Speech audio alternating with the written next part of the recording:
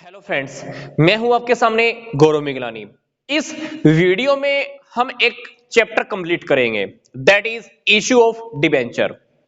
पीछे वाली वीडियो में हमने डिस्कस किया था इश्यू ऑफ शेयर्स। पूरे टॉपिक को हमने एक ही वीडियो में कवर कर लिया है, ताकि काफी सारे स्टूडेंट्स ऐसे हैं जो सेल्फ स्टडी करते हैं, तो एक ही वीडियो में से वो पूरे चैप्टर को बहुत अच्छे से कवर कर पाएंगे।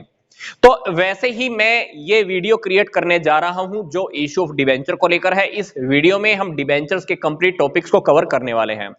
तो टॉपिक स्टार्ट करने से पहले मैं आपको थोड़ा सा याद दिला देता हूं। पीछे वाली वीडियो के अंदर हमने डिस्कस किया था कि जब जब कोई कंपनी इक्विटी शेयर और प्रेफरेंस शेयर को इशू करके पैसा इकट्ठा करती है तो हम उसको बोलते हैं शेयर कैपिटल। क्या बोलते हैं? Share capital.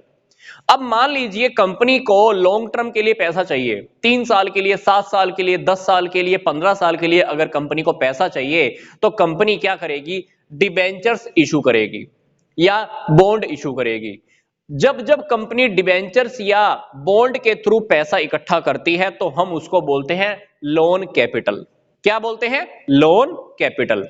मैं आपको फिर से रिपीट कर रहा हूं, जब जब हम इक्विटी शेयर या प्रेफरेंस शेयर के थ्रू पैसा इकट्ठा करते हैं तो उसको हम बोलते हैं शेयर कैपिटल। डिबेंचर्स के थ्रू अगर हमने पैसा इकट्ठा किया है तो हम इसको लोन कैपिटल भी कह सकते हैं। क्या? Loan capital. तो कैपिटल अगर आप इक्विटी शेयर और प्रेफरेंस शेयर के थ्रू इशू करते हो तो शेयर कैपिटल, डिबेंचर्स के थ्रू इशू करते हो तो लोन कैपिटल। डिबेंचर्स के थ्रू जब जब हम पैसा इकट्ठा करते हैं तो डिबेंचर्स होल्डर को हम एक सर्टिफिकेट देते हैं। क्या देते हैं? सर्टिफिकेट। उस सर्टिफिकेट के अंदर कंपनी ये लिख कर देती है कि मैं तुमको पैसा कितने समय में वापस करने वाली हूं, मैं तुमको कितना इंटरेस्ट पे करूंगी, इंटरेस्ट कब कब देने वाली हूं। तो उस सर्टिफिकेट के अंदर सारी बातें लिखी होती हैं। डिबेंचर्स जर्नली कंपनी जब भी इशू करती है और जब जब डिबेंचर्स के थ्रू पैसा इकट्ठा करती है तो हम डिबेंचर्स होल्डर को क्या देते हैं? सिक्योरिटी देते हैं। क्या? मान लो मैंने आपसे पैसा इकट्ठा किया तो मैं क्या करूंगा? मैं आपको अपनी प्रॉपर्टी गिरवी रख दूंगा, क्योंकि आपको अब सेफ्टी रहने वाली है। क्योंकि इन फ्यूचर अगर मैं आपको पैसा रिटर्न नहीं करूंगा तो आपको हक मिल जाएगा कि आप मेरी प्रॉपर्टी को सेल कर पाओगे। तो कंपनी भी ऐसा ही करती है। कंपनी जब जब डिबेंचर्स के थ्रू पैसा इकट्ठा करती है तो लोगों को सिक्योरिटी के रूप में, सेफ्टी के रूप में क्या देती है? अपनी प्रॉपर्टी के कागजात गिरवी रख देती है कि तुम मेरी प्रॉपर्टी के कागजात रखो, बदले में मुझे पैसा दे दो, बदले में मुझे लोन दे दो। तो डिबेंचर्स देखा जाए तो इक्विटी शेयर होल्डर्स और प्रेफरेंस शेयर होल्डर्स से भी ज्यादा सेफ्टी किसको दे रही है? डिबेंचर्स होल्डर को। कंपनी सबसे ज्यादा सेफ्टी किसको दे रही है? डिबेंचर्स होल्डर को। क्योंकि जब जब हम इक्विटी शेयर के थ्रू या प्रेफरेंस शेयर के थ्रू पैसा इकट्ठा करते हैं तो उनको कुछ भी हम गिरवी नहीं रखते, उनको कोई भी प्रॉपर्टी हम नहीं देते, पर डिबेंचर्स होल्डर को हमने अपनी प्रॉपर्टी के कागज हमने उनको दिए हुए हैं। तो डेफिनेटली जो डिबेंचर्स होल्डर है वो खुद को सबसे ज्यादा सिक्योर मानते हैं, क्योंकि इक्विटी शेयर होल्डर्स और प्रेफरेंस शेयर होल्डर्स को कंपनी क्या देती है? डिविडेंड देती है। कब देती है? जब कंपनी के पास प्रॉफिट होंगे तभी देगी, अदरवाइज नहीं देगी। अब कंपनी ने जिन लोगों से पैसा इकट्ठा किया है, डिबेंचर्स होल्डर, डिबेंचर्स होल्डर्स को हमें हर हालत में इंटरेस्ट देना ही होता है। क्या? इंटरेस्ट हर हालत में देना ही होता है, कंपनी के पास चाहे प्रॉफिट हो या नहीं हो। कंपनी को इनको एक टाइम के बाद पैसा भी वापस करना पड़ता है, जबकि इक्विटी शेयर होल्डर्स और प्रेफरेंस शेयर होल्डर को अगर कंपनी चाहे तो पैसा ना रिटर्न करने की बात भी कर सकती है। इक्विटी शेयर होल्डर्स को तो पैसा मान लो कि वापस करना ही नहीं होता, प्रेफरेंस शेयर होल्डर को तो हम कह भी सकते हैं, पर इनका पैसा हर हालत में कंपनी को वापस देना ही होता है। प्रिंसिपल अमाउंट भी देना होता है और हर बार इंटरेस्ट भी पे करना ही होता है। इसलिए जब जब हम डिबेंचर्स के थ्रू पैसा इकट्ठा करते हैं तो डिबेंचर्स होल्डर खुद को सबसे ज्यादा सिक्योर मानते हैं, क्योंकि उनको हर हालत में इंटरेस्ट भी मिलेगा और एक टाइम पीरियड के बाद उनको पैसा भी वापस मिल जाएगा। तो हमने डेफिनेटली डिबेंचर्स का मीनिंग स्टडी कर लिया है। अब हम डिबेंचर्स के कुछ फीचर्स स्टडी कर लेते हैं। सबसे पहला फीचर जो मैं आपको अभी बार बार रिपीट कर रहा था कि ये सबसे सिक्योर होता है, क्योंकि हम उन लोगों को अपने प्रॉपर्टी के कागजात दे देते हैं। जब जब हम डिबेंचर्स के थ्रू पैसा इकट्ठा करते हैं तो हम अपनी एसेट्स को गिरवी रखते हैं, तो इसलिए ये सिक्योर होते हैं। फिर मैंने आपको दूसरी बात ये भी बताई थी कि जब जब हम डिबेंचर्स के थ्रू पैसा इकट्ठा करते हैं तो हम इसको लोन कैपिटल भी कह सकते हैं। क्या? Loan capital.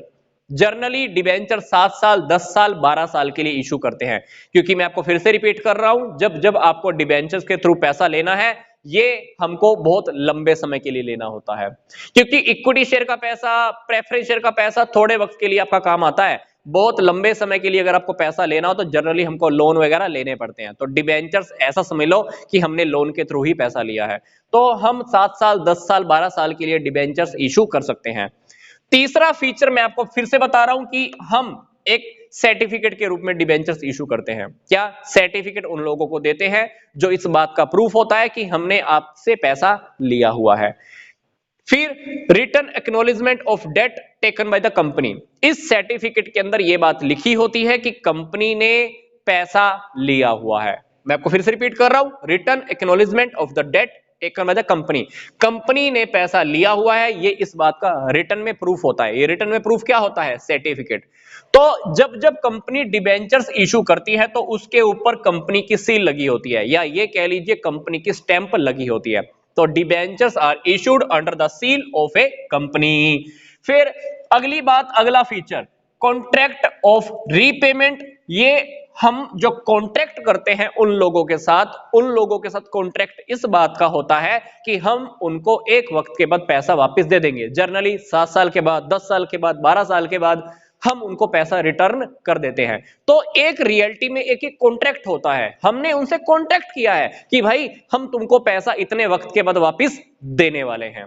फिर अगला जो हमारा फीचर है, जर्नली ये बात कही जाती है, कंपनीज एक्ट के अकॉर्डिंग ये बात कही गई है कि कोई भी कंपनी 10 साल से भी ज्यादा वक्त के लिए डिबेंचर इशू नहीं कर सकती। क्या? 10 साल से ज्यादा वक्त के लिए आप डिबेंचर इशू नहीं कर सकते। पर कुछ कंपनीज ऐसी हैं जो इंफ्रास्ट्रक्चर के कामों को करती हैं। क्या? जिनके पास इंफ्रास्ट्रक्चर के प्रोजेक्ट हैं, वो कंपनी 10 साल से ज्यादा के लिए डिबेंचर्स इशू कर सकती है, पर उनकी भी एक लिमिट है कि आप मैक्सिमम 30 साल वाले डिबेंचर्स इशू कर सकते हो। क्या? 30 साल वाले डिबेंचर कि आपको मैक्सिमम टाइम दिया गया है कि अगर आप चाहो तो लोगों से पैसा इकट्ठा कर सकते हो, पर आपको 30 साल के बाद तो उनको पैसा देना पड़ेगा। 30 साल या 30 साल से पहले पैसा देना पड़ेगा। मैं आपको फिर से रिपीट कर रहा हूं, कंपनीज एक्ट 2013 के अकॉर्डिंग बोला गया है कि कोई भी कंपनी 10 साल से ज्यादा वाले डिबेंचर इशू नहीं कर सकती। मतलब ऐसे डिबेंचर जिनकी पेमेंट हमको 10 साल से बाद करनी है, हम इशू नहीं कर सकते। पर एक एक्सेप्शनल केस में आपको फिर से बता रहा हूं कि अगर कोई कंपनी ऐसी है जो इंफ्रास्ट्रक्चर के प्रोजेक्ट कंप्लीट करती है तो उनके लिए छूट है कि आप 10 साल से ज्यादा के लिए भी डिबेंचर इशू कर सकते हो, पर 30 साल से ज्यादा नहीं होना चाहिए। तो ये सारी बातें इसके अंदर लिखी होती हैं।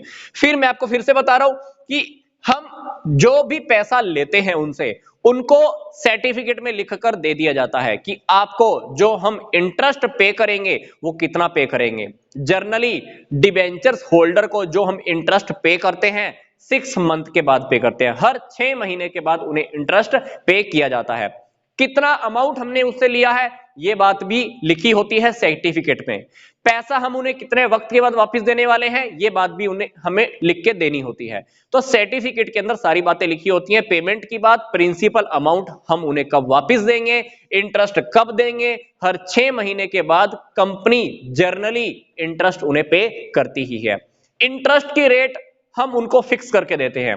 मान लीजिए किसी डिबेंचर के आगे, ये मान लो डिबेंचर के आगे मान लो 10% लिखा हुआ है, तो इसका मतलब ये है कि हमने जो डिबेंचर इशू किए हुए हैं वो 10% इंटरेस्ट वाले इशू किए हुए हैं। क्या?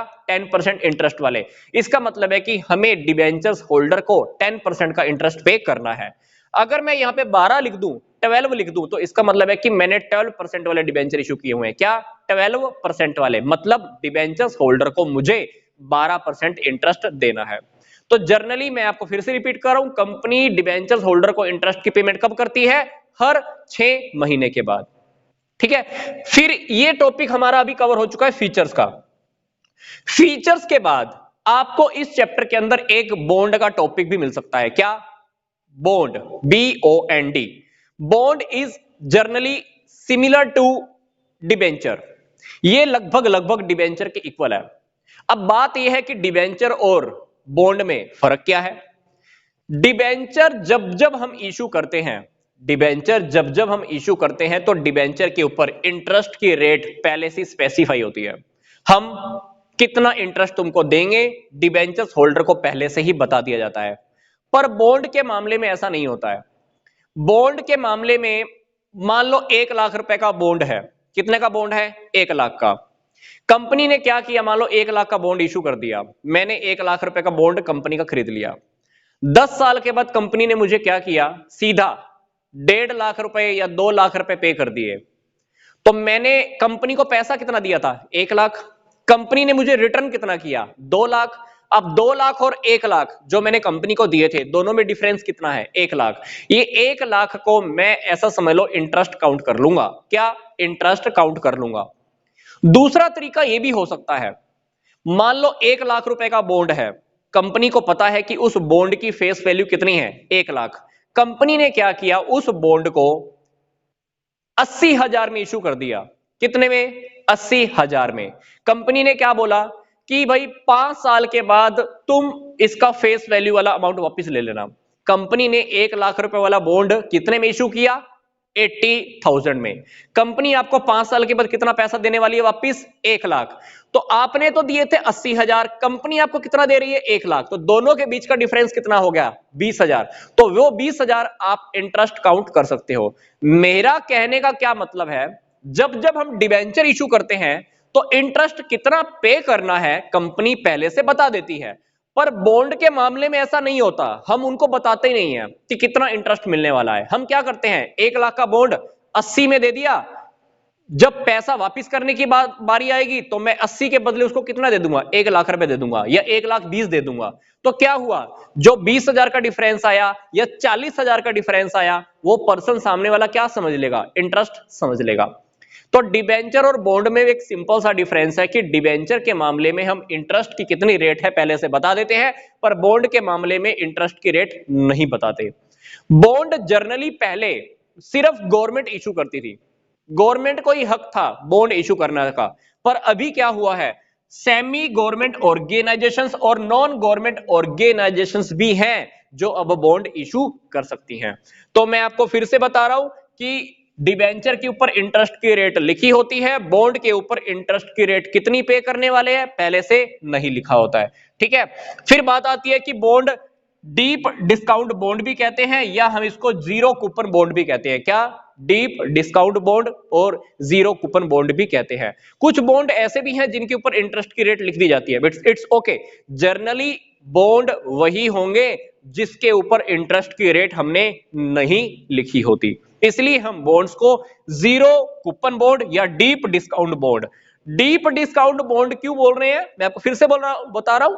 1 लाख रुपए का बॉन्ड मैंने किसी को 80,000 रुपए में दे दिया, देखो बहुत सारा डिस्काउंट दिया, डीप डिस्काउंट, गहराई वाला डिस्काउंट दिया, इसलिए हम इसको डीप डिस्काउंट भी बॉन्ड बोलते हैं। डीप डिस्काउंट बॉन्ड, 1 लाख रुपए का बॉन्ड मैंने उसको 80,000 में दे दिया। भाई कोई इतना इतना डिस्काउंट थोड़ी देता है, तो कंपनी ने दिया है डिस्काउंट, तो किस लिए दिया है? ताकि 5 साल के बाद 4 साल के बाद कंपनी उसको पैसा पूरा का पूरा वापस रिटर्न करेगी।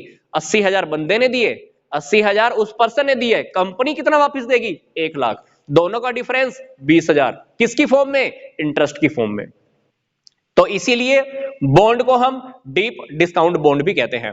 तो यहां तक मैं आपको फिर से रिपीट कर रहा हूं, इस वीडियो के अंदर हम क्या क्या डिस्कस कर चुके हैं, डिबेंचर का मीनिंग क्या है, डिबेंचर्स के फीचर क्या है, फिर ये बॉन्ड का टॉपिक आपको चैप्टर में थ्योरी की फॉर्म में पढ़ने को मिलने वाला है। प्रैक्टिकल क्वेश्चंस में ये टॉपिक कहीं नहीं आएगा, प्रैक्टिकल क्वेश्चंस में ये टॉपिक कहीं नहीं आएगा। सिर्फ जो प्रैक्टिकल क्वेश्चंस चलेंगे वो डेफिनेटली डिबेंचर्स के चलने वाले हैं। ये एक थ्योरेटिकल टॉपिक है जो आपको समझना बहुत जरूरी था। नेक्स्ट टॉपिक जो हमें इस चैप्टर में पढ़ने को मिलेगा वो होगा टाइप्स ऑफ डिबेंचर। डिबेंचर्स के टाइप कौन कौन से होते हैं। जैसे कि आपने पीछे वाली वीडियो में देखा था कि टाइप्स ऑफ प्रेफरेंस शेयर होते हैं, टाइप्स ऑफ प्रेफरेंस शेयर्स, उसी तरह से डिबेंचर्स के भी कुछ टाइप्स दिए हुए हैं। आपको बुक्स में 6, 7 या 8 इतने टाइप्स गिवन होंगे, आप उन टाइप्स को पढ़ लेना। पर फिर भी मैं आप छोटा सा डिफरेंस आपको बता देता हूं कि टाइप्स ऑफ डिबेंचर्स के अंदर कुछ ऐसा होगा कि मान लो सिक्योर्ड डिबेंचर, फिर दूसरा होगा अनसिक्योर्ड डिबेंचर, लास्ट डिबेंचर का एक हिस्सा दिया हुआ है, सेवेंथ पार्ट, सेवेंथ जो डिबेंचर का टाइप दिया हुआ है वो है कन्वर्टेबल डिबेंचर। अब फॉर एग्जांपल मैं आपको बताता हूं कि ये सिक्योर्ड डिबेंचर क्या होता है। कंपनी ने इस डिबेंचर के ऊपर अपनी प्रॉपर्टी गिरवी रखी हुई है, तो इसको हम बोलेंगे सिक्योर्ड डिबेंचर। क्या? Secured debenture. अनसिक्योर्ड डिबेंचर कौन सा होगा? आप समझ गए होंगे। कंपनी ने इस डिबेंचर के बदले में कोई भी प्रॉपर्टी गिरवी नहीं रखी, दैट इज अनसिक्योर्ड डिबेंचर। इसी तरह से जब टॉपिक्स के अंदर आप लास्ट टॉपिक पढ़ोगे तो आपको एक कन्वर्टेबल डिबेंचर का टॉपिक मिलेगा। कन्वर्टेबल का मीनिंग समझ के देखो, आप इस प्रकार के डिबेंचर को एक वक्त के बाद शेयर्स में कन्वर्ट कर सकते हैं। कंपनी क्या करती है, अपने डिबेंचर होल्डर को ना एक मौका देती है कि भाई तुमको एक मौका दिया जा रहा है, तुमको अगर लगे ना थोड़े वक्त के बाद कंपनी का मालिक बनना है तो मालिक बन जाना, क्योंकि इक्विटी शेयर होल्डर कौन होते हैं? कंपनी के मालिक होते हैं। तो हमने एक ऐसे डिबेंचर इशू किए जिसको हमने बोला कन्वर्टेबल डिबेंचर, मतलब ऐसे डिबेंचर होल्डर को हक है अपने डिबेंचर्स को शेयर्स में कन्वर्ट कराने का। तो उन डिबेंचर्स होल्डर को हमने बोला है कि भाई 3 साल मान लॉक इन पीरियड है, 3 साल लॉक इन पीरियड है, 3 साल तक, 3 साल तक आप इस डिबेंचर को कन्वर्ट नहीं करा सकते, पर 3 साल तक आप टिक के रहना, 3 साल तक आप टिक के रहना। 3 साल के बाद अगर आप चाहो तो अपने डिबेंचर्स को शेयर्स में कन्वर्ट करा लेना। तो इस प्रकार के डिबेंचर्स को हम क्या बोलते हैं? Convertible debentures. तो मैं आपको क्या कहना चाहता हूं कि डिबेंचर्स के टाइप्स के अंदर आपको लगभग 6 या 7 टॉपिक पढ़ने को मिलेंगे कि डिबेंचर्स की कौन कौन सी टाइप्स होती हैं। 3 टाइप्स मैंने आपको बता दी हैं, बाकी की टाइप्स भी अब छोटी छोटी हैं, पढ़ लेना, इट्स वेरी सिंपल टॉपिक। पर टाइप्स का टॉपिक प्रैक्टिकल क्वेश्चंस में बिल्कुल तंग नहीं करने वाला है, क्योंकि प्रैक्टिकल क्वेश्चन जो हमारे स्टार्ट होंगे ना वो बिल्कुल सिंपलेस्ट फॉर्म में स्टार्ट होंगे। पीछे वाले चैप्टर के अंदर इश्यू ऑफ शेयर के अंदर अगर आपने प्रैक्टिकल क्वेश्चंस डिस्कस कर लिए हैं तो आपका समझ लीजिए कि डिबेंचर्स का टॉपिक 95% क्लियर है। 95%। इक्का दुक्का क्वेश्चन ऐसे आएंगे जहां हमें थोड़ा सा दिमाग पीछे वाले चैप्टर से थोड़ा हटके लगाना होगा, अदरवाइज क्या ये चैप्टर बिल्कुल इजी है। इश्यू ऑफ शेयर अगर आपने पढ़ लिया है तो ये चैप्टर बिल्कुल इजी है, मैं फिर से बोल रहा हूं आपको। तो ये चैप्टर को स्टडी करने से पहले आप इश्यू ऑफ शेयर का चैप्टर जरूर पढ़ लेना, क्योंकि उस चैप्टर के आगे तो ये चैप्टर रियलिटी में कुछ नहीं है। क्योंकि पीछे वाले चैप्टर के अंदर क्या था? प्रो राटा अलॉटमेंट था, ये पढ़ो, ओवर सब्सक्रिप्शन हो गया, शेयर्स को एडजस्ट कैसे करेंगे, पैसा एडजस्ट कैसे करेंगे, बहुत टिपिकल केसेस हैं पीछे वाले चैप्टर के अंदर। ये चैप्टर पीछे वाले चैप्टर के आगे बिल्कुल भी कुछ नहीं है, ठीक है। तो फिर भी अगर आपने पीछे वाला चैप्टर पढ़ लिया है तो इस चैप्टर की 95% आपकी प्रॉब्लम सोल्व है, क्योंकि छोटे छोटे टॉपिक इस चैप्टर के लास्ट में दिए हुए हैं, तो थोड़े से नए हैं वो आपको स्टडी करने होंगे। वो टॉपिक्स भी मैं आपको इसी वीडियो में बताने वाला हूं। तो चलते हैं अब हम नेक्स्ट टॉपिक की ओर। टाइप्स ऑफ डिबेंचर के बाद हमारा जो नेक्स्ट टॉपिक आएगा that is the shares versus debenture. Shares और डिबेंचर दोनों में क्या डिफरेंस होता है? यस, इस टॉपिक में आपको बिल्कुल ये समझ में आ जाएगा कि शेयर्स और डिबेंचर दोनों में फर्क क्या होता है। शेयर होल्डर्स को क्या मिलता है? डिविडेंड मिलता है। वो भी कब मिलता है? जब कंपनी के पास प्रॉफिट होंगे तो डिविडेंड मिलेगा, अदरवाइज नहीं मिलेगा। डिबेंचर्स होल्डर को कंपनी क्या पे करती है? इंटरेस्ट। क्या? इंटरेस्ट। वो इंटरेस्ट कंपनी डिबेंचर्स होल्डर को पहले से बता देती है। मैंने आपको कहा था ना कि सर्टिफिकेट में लिखा होता है कि तुमको कितना इंटरेस्ट मिलेगा, तो कंपनी क्या करती है? डिबेंचर्स होल्डर को पहले से बता देती है कि तुमको कितना इंटरेस्ट मिलेगा। तो डेफिनेटली डिबेंचर्स होल्डर को इंटरेस्ट मिलता है और कंपनी वो इंटरेस्ट हर हालत में पे करेगी। कंपनी को वो इंटरेस्ट हर हालत में पे करना होता है, ये बात मैं आपको पहले भी बता रहा था।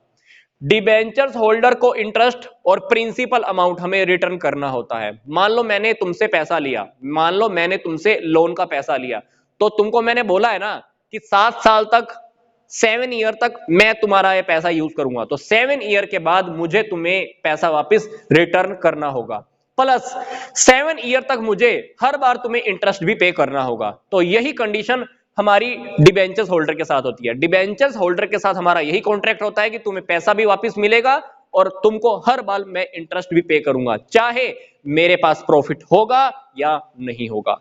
जबकि शेयर होल्डर्स को हम प्रॉफिट में हिस्सा मतलब डिविडेंड सिर्फ और सिर्फ तभी देते हैं जब हमारे पास प्रॉफिट होता है, जब कंपनी के पास प्रॉफिट होता है। फिर भी आपकी बुक के अंदर इन दोनों के बीच में कुछ डिफरेंसेस के टॉपिक और भी दिए हुए होंगे, आप उसको अच्छे से स्टडी कर लेना, टॉपिक बिल्कुल इजी है। इस टॉपिक के बाद हमें जो नेक्स्ट टॉपिक स्टडी करना होगा that is issue of debentures. क्या डिबेंचर्स को कैसे इशू करना है।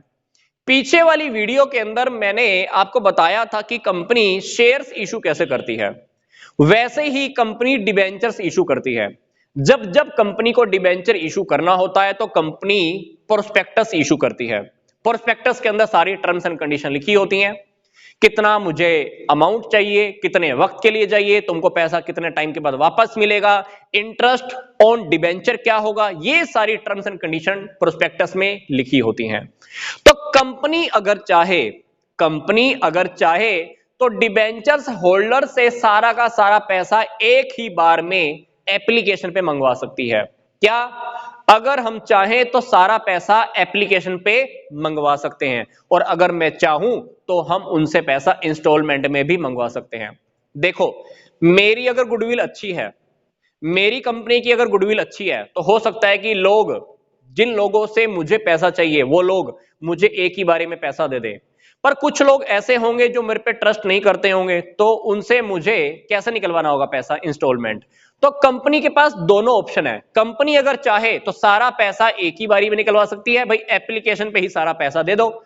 अगर कंपनी चाहे तो डिबेंचर्स ऐसे भी इशू कर सकती है कि उनसे हम जो पैसा मंगवाएं वो इंस्टॉलमेंट में मंगवा लें।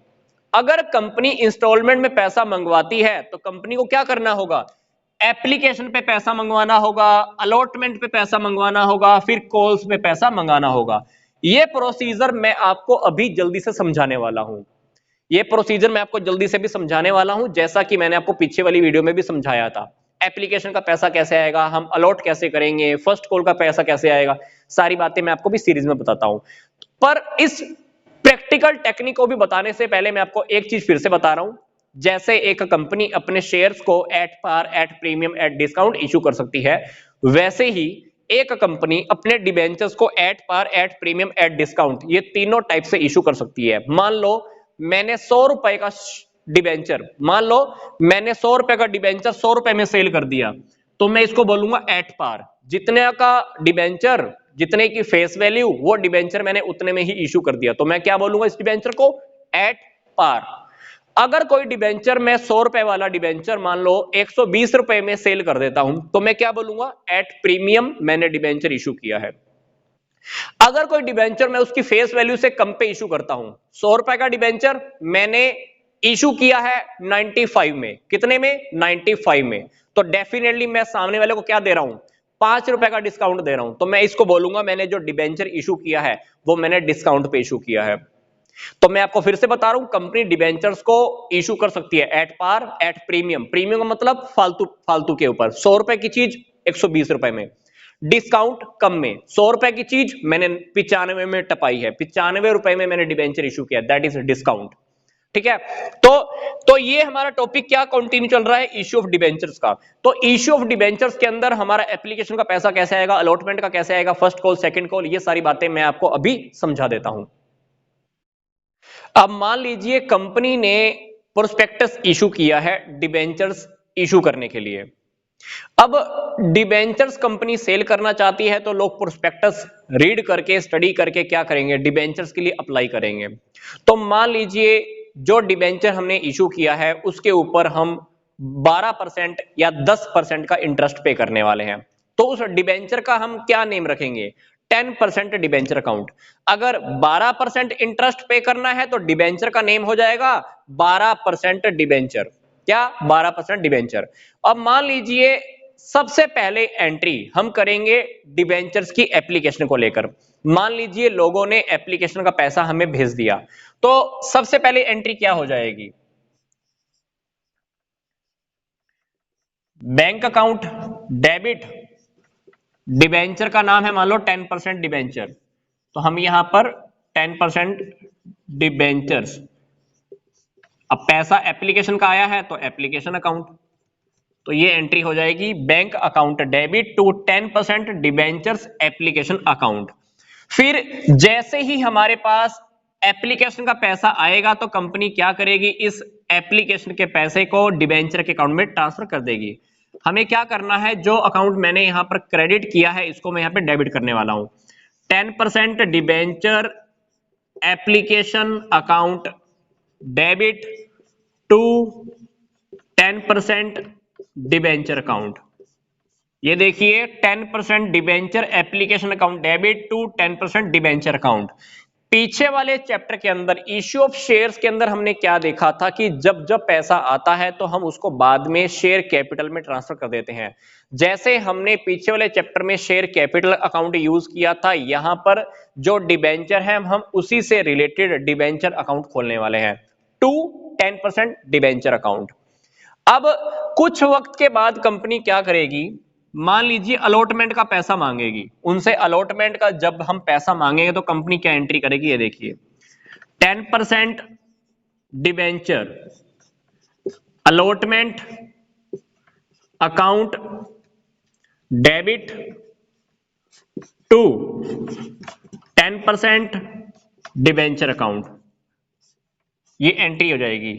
ये वाला जो अकाउंट मैंने क्रेडिट किया था वही अकाउंट मुझे अब यहां पर क्रेडिट कर देना है, क्योंकि जब हम अलॉटमेंट का पैसा मांगते हैं, जब हम अलॉटमेंट का पैसा मांगते हैं हम उसी वक्त उतने अमाउंट को इस अकाउंट के अंदर लिख देते हैं। हम ये मानकर चलते हैं कि सारे डिबेंचर होल्डर हमारे लिए अच्छे हैं, तो डेफिनेटली हम क्या करने वाले हैं, हम ये एंट्री कर देंगे। इसके बाद हमें क्या करना होता है, डिबेंचर्स होल्डर को जो हमने अलॉट किए हैं वो हमें पैसा भेज देते हैं, तो डेफिनेटली हमारे पास पैसा आने वाला है, तो एंट्री क्या हो जाएगी, बैंक अकाउंट डेबिट, पैसा किसका आने वाला है, अलॉटमेंट का, तो 10% डिबेंचर अलॉटमेंट अकाउंट। यहां पर ये अलॉटमेंट का पैसा आ गया।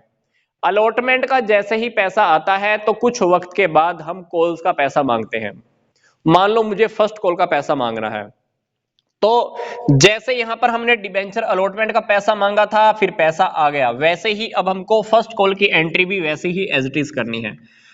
10% debenture first call account debit to 10% debenture account. तो मान लो मैंने फर्स्ट कॉल का पैसा मांग लिया। अब फर्स्ट कॉल का पैसा मांग लिया तो थोड़े वक्त के बाद क्या होगा, फर्स्ट कॉल का पैसा आ जाएगा। पैसा कहां पे आएगा, हमारे शेड्यूल्ड बैंक के अंदर सबमिट हो जाता है। तो एंट्री हम क्या करेंगे, bank account debit to 10% debenture first call account. जो अकाउंट हमने यहां पर डेबिट किया था वो अकाउंट हमने यहां पर क्या कर दिया, क्रेडिट कर दिया। इसी तरह से मान लो मैंने उनसे सेकंड कॉल या थर्ड कॉल का पैसा मांग लिया है, तो यहां पर क्या करना है आपने, जहां पर मैंने फर्स्ट लिखा है यहां पर आप सेकंड लिख देना, थर्ड कॉल भी है तो आप यहां पर थर्ड लिख देना। क्या थर्ड है तो थर्ड लिख देना, सेकंड है तो सेकंड भी लिख देना, क्योंकि कभी कभी कंपनी क्या करती है ना, डिबेंचर्स होल्डर से first call, second call, third call, तीन तीन कॉल्स में पैसा मंगवाती है थोड़ा थोड़ा करके, तो हम वैसे ही उतनी ही एंट्रीज आगे आगे भी कर सकते हैं।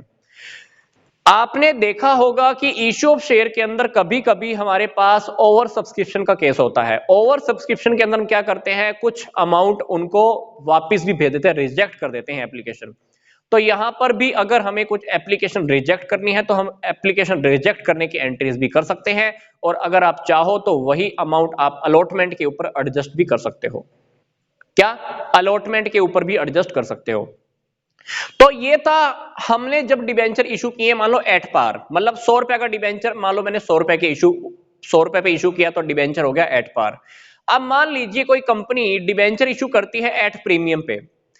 प्रीमियम आपको पता नहीं है मान लो कब मांगना है, प्रीमियम आपको क्वेश्चन में पता नहीं लग रहा है कि कंपनी ने प्रीमियम का अमाउंट कब मांगा है, तो बाय डिफॉल्ट आप प्रीमियम का अमाउंट किसके ऊपर, अलॉटमेंट के ऊपर काउंट कर लेना। किसके ऊपर, अलॉटमेंट के टाइम पर। तो आपको एंट्री मान लो अलॉटमेंट के टाइम पे करनी है सिक्योरिटी प्रीमियम की, तो यहां पर आप सिक्योरिटी प्रीमियम रिजर्व की एंट्री इसी के साथ कर देना।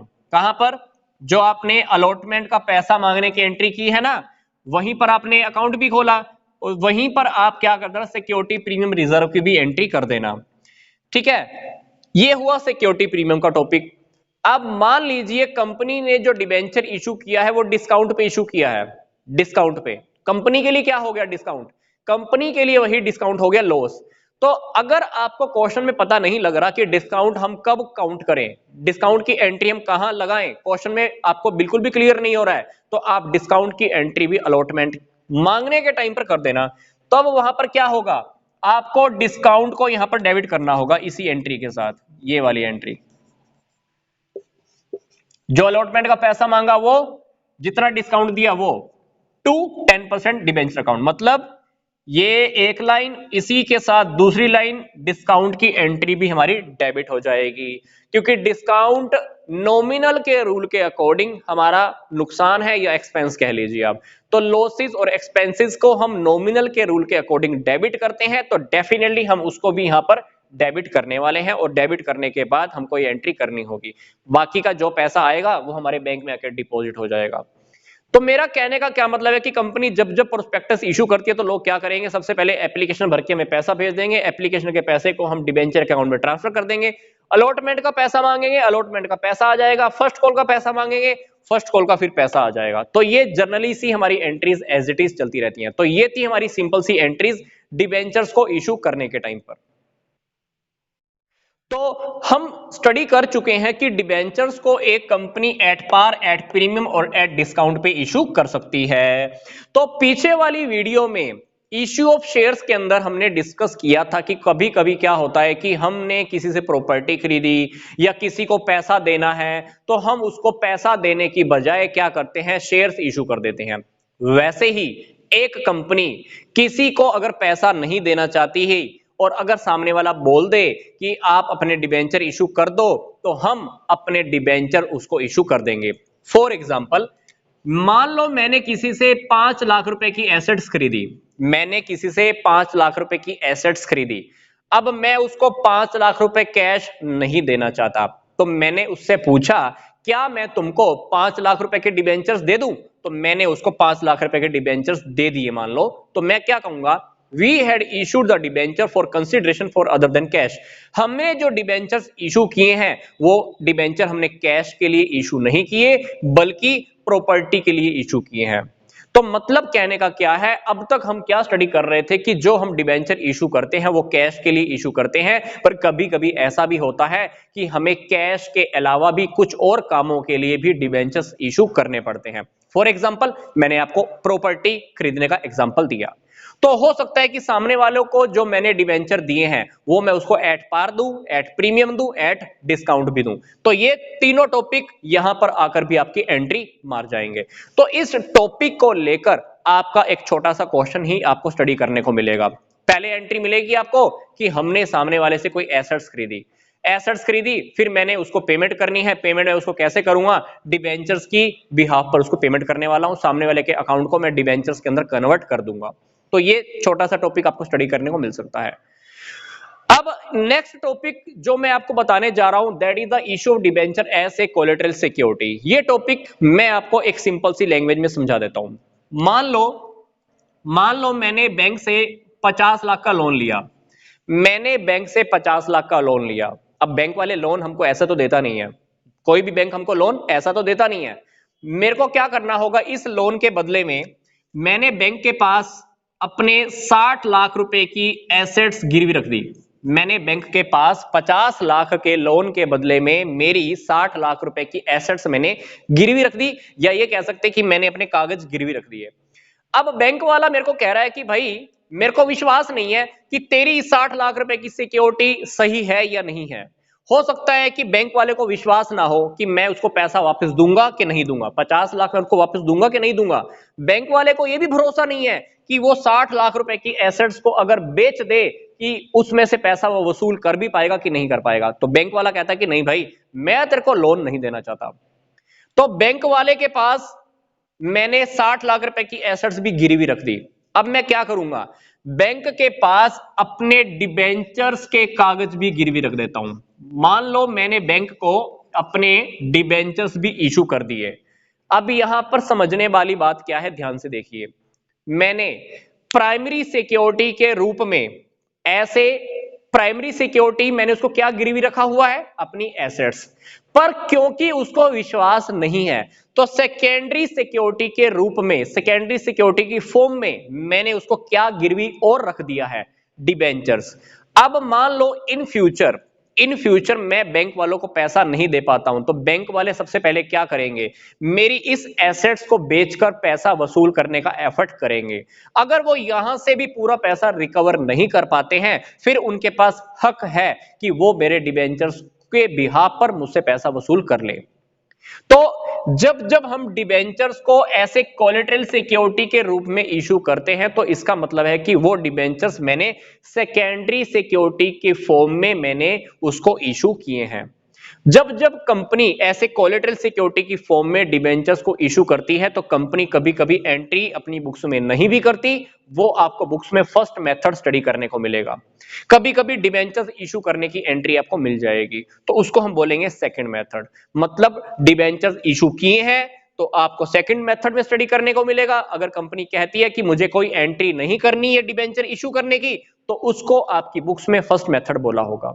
तो कोलेटरल सिक्योरिटी मतलब सहायक, क्या सहायक, या इंग्लिश में हम इसको कह सकते हैं सेकेंडरी सिक्योरिटी। क्या सेकेंडरी, क्योंकि फर्स्ट सिक्योरिटी तो हमने ऑलरेडी एसेट्स रखी हैं।